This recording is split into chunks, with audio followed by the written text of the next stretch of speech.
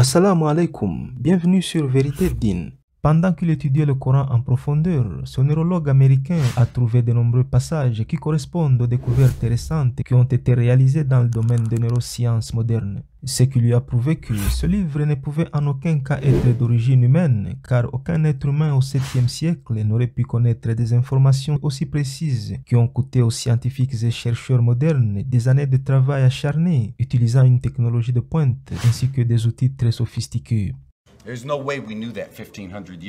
Il est impossible que l'homme ait pu connaître ces informations au 7e siècle. Le Coran a eu vraiment du sens pour moi. Il m'a fourni toutes ces informations avec beaucoup plus de détails. C'était un bel ajout aux connaissances que j'avais déjà. Quel est exactement le verset du Coran qui a convaincu ce spécialiste du cerveau que le Coran est sans doute la parole du Tout-Puissant? Quel est le sens de ce verset et comment l'a-t-il découvert? Nous allons répondre à toutes ces questions dans cette vidéo, pendant que nous vous relatons l'incroyable histoire de la conversion du docteur Daniel McBride, maintenant appelé Abdulrahman. En effet, le docteur McBride est un neurologue et professeur d'éducation physique. Il est né et a grandi dans une famille catholique et a obtenu son diplôme d'un lycée catholique. Le fait d'être exposé à la religion dès son bas âge l'a naturellement amené à s'intéresser à Dieu, à la création et aux religions du monde. Tout ce qu'il savait et croyait, c'est qu'il existe un créateur qui détient le pouvoir sur tout. Mais sa principale préoccupation était de savoir comment il pouvait adorer ce créateur de la bonne manière. En tant que catholique, on m'a toujours appris que Dieu a tout créé. Mais ce qui est étonnant est que nous avons toujours adoré quelque chose d'autre à la place du Créateur. L'un de mes jeunes frères, qui est toujours chrétien, répète toujours « au nom de Jésus », ce qui est évidemment un péché en islam. Lorsque je lui dis « si tu crois que Jésus fait vraiment partie de Dieu, pourquoi ne peux-tu pas simplement dire « au nom de Dieu » ? Quand je dis cela, il passe des heures à raconter n'importe quoi pour tenter de me prouver que Jésus est Dieu. Et tout ce que je lui dis est « si tu crois que Dieu a tout créé, alors tu dois prier le Créateur seul sans lui associer d'aucune autre divinité, car tu ne peux pas évoquer un autre nom et dire que tu pries Dieu. » McBride se posait toujours des questions comme « est-ce que je fais assez pour connaître le Créateur ? Est-ce que les méthodes de culte qu'on m'a enseignées sont justes? Pourquoi croyons-nous en trois dieux et lequel d'entre eux contrôle l'univers? » Ces questions tourmentaient son esprit et il ne parvenait pas à trouver une réponse satisfaisante à aucune d'entre elles, jusqu'au jour où il a lu l'autobiographie de Malcolm X, où il a découvert comment l'islam avait complètement changé la vision de ce militant afro-américain sur le monde. McBride est devenu curieux et a voulu en savoir plus sur l'islam. En se plongeant dans ses recherches sur l'islam orthodoxe, il a découvert qu'il ne pouvait pas faire partie de la nation de l'islam, The Nation of Islam, car elle était devenue une organisation politique principalement axée sur les musulmans noirs, alors que lui, il était un homme blanc. Pour ceux qui ne savent pas ce que la Nation of Islam, c'est une organisation fondée aux États-Unis dans les années 30 par un homme connu sous le nom de Fard Muhammad. Il est connu pour ses enseignements combinant des éléments de l'islam traditionnel avec des idées nationalistes noires. L'objectif principal de ce mouvement qui existe même aujourd'hui et qui est parmi les mouvements les plus connus et les plus riches des États-Unis est d'élever les Noirs américains au rang supérieur. Selon Elijah Muhammad, considéré comme messager de Dieu dans ce mouvement, la race blanche avait été créée par un scientifique noir appelé Yaqub et Allah avait permis à cette race diabolique, selon ces termes, de détenir le pouvoir pendant 6000 ans. Leur temps était donc révolu en 1914 et le XXe siècle devait être le moment pour les Noirs de s'affirmer. Elijah Muhammad a également encouragé ses disciples à abandonner leur nom d'esclaves au profit des noms musulmans ou dans la plupart des cas d'un X, signifiant qu'ils avaient perdu leur identité dans l'esclavage et ne connaissaient pas leur vrai nom. Vous comprenez alors pourquoi Malcolm s'appelait X. En bref, les savants musulmans orthodoxes rejettent le groupe Nation of Islam et ne considèrent pas ses membres comme des musulmans pour plusieurs raisons. L'une d'elles étant le fait que leur croyance en la supériorité raciale est en contradiction avec le principe islamique selon lequel tous les humains sont égaux devant Dieu. Cependant, il est important de noter que Malcolm X a plus tard quitté ce mouvement et s'est converti à l'islam lors de son pèlerinage à la Mecque, ce qui aurait conduit à son assassinat par les membres de la Nation of Islam. Nous ferons certainement une vidéo avec plus de détails sur ce mouvement qui n'a rien à voir avec la religion d'Allah.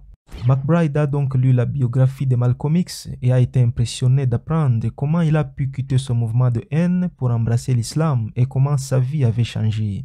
Puis un de ses amis lui a offert un exemplaire du Coran traduit en anglais. McBride a commencé à lire le Coran en profondeur et c'est à ce moment-là qu'il a commencé à découvrir de nombreux versets parlant de phénomènes scientifiques. En tant que spécialiste de la neurologie fonctionnelle, il a découvert des versets décrivant de façon précise la structure et le fonctionnement du cerveau, un sujet qu'il avait passé des années à étudier à l'université. Il dit que parmi les passages qui lui ont beaucoup marqué figurent les versets 15 et 16 de la sourate Al-Alaqa, 96e chapitre dans le Coran. En fait, ces deux versets décrivent le devant de la tête, c'est-à-dire la région préfrontale du cerveau, comme menteur et pécheur. Pourquoi? Que nous dit la physiologie moderne sur la fonction de cette région?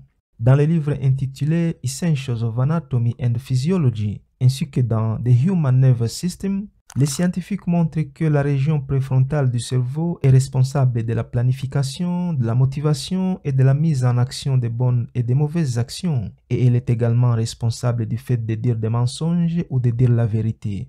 C'est à partir de cette découverte scientifique très récente qu'on a donc compris pourquoi le Coran a décrit le devant de la tête comme menteur et pécheur lorsqu'une personne ment ou commet un péché.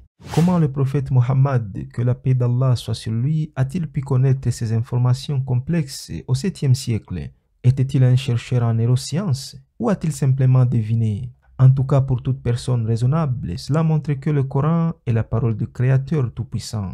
En plus de cela, le docteur McBride a trouvé dans le Coran des versets parlant de la nature de Dieu qui est un et indivisible et que nul ne ressemble à lui. Les enseignements du Coran l'ont extrêmement marqué, en particulier l'accent mis sur le monothéisme ainsi que les conseils simples fournis par l'islam afin de mener une vie vertueuse.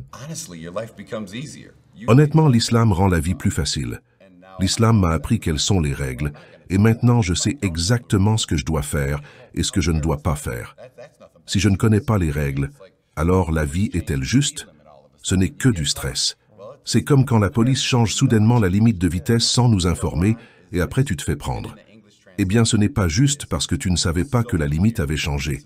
Le Coran, il est si clair en nous montrant exactement comment nous devons faire les choses.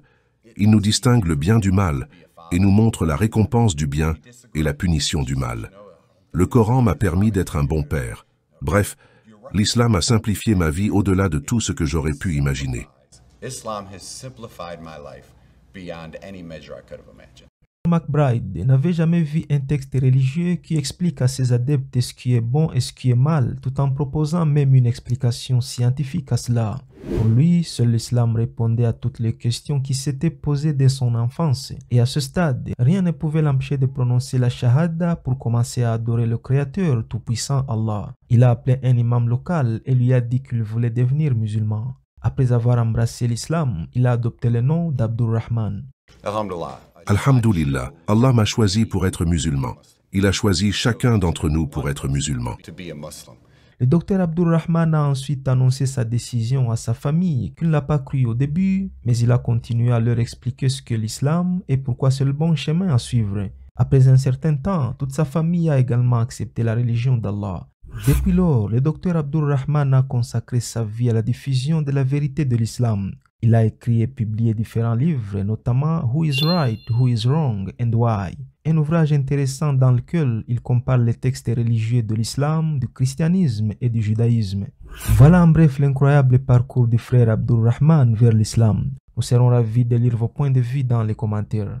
Et n'hésitez pas d'exprimer votre opinion, même si vous êtes en désaccord avec ce qui a été dit dans la vidéo. En tout cas, pour nous musulmans, le Coran est sans doute la parole de Dieu et l'islam est la seule voie vers le salut. Nous l'avons prouvé à plusieurs reprises et nous continuerons de le prouver jusqu'à notre dernier souffle. Merci beaucoup pour votre temps. Assalamu alaikum.